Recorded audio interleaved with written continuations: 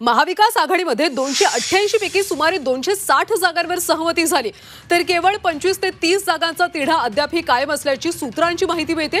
प्रत्येक विभागातल्या 3-4 जागांवर अद्याप तोडगा निघाला नसल्याची माहिती आहे। आजच्या महाविकास आघाडीच्या बैठकीमध्ये तिढा असलेल्या जागांवर चर्चा होणार आहे।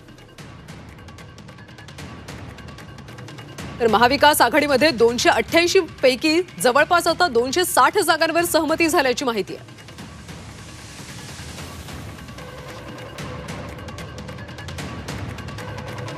तर कृष्णात पाटील आमचे प्रतिनिधी सध्या आपल्यासोबत आहेत, त्यांच्याकडून अधिकची माहिती घेऊयात। कृष्णात, खरं तर गेल्या काही दिवसांपासून महाविकास आघाडीमध्ये बैठकांचं सत्र सुरू आहे आणि आता जवळपास 260 जागांवर सहमती झाल्याची माहिती मिळते।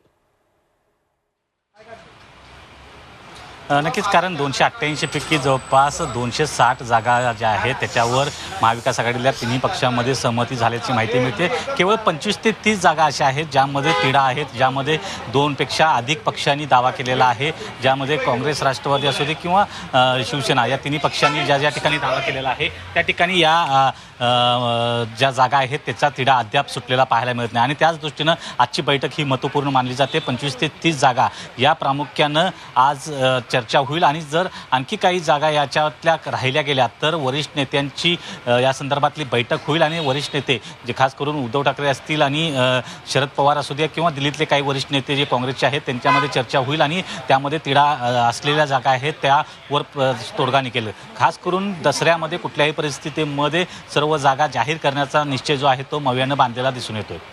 नक्कीच, त्यामुळे कृष्णात दसऱ्यापर्यंत सर्व जागांचा तिढा सुटेल का हे पाहणं अतिशय महत्त्वाचं आहे। धन्यवाद माहितीसाठी।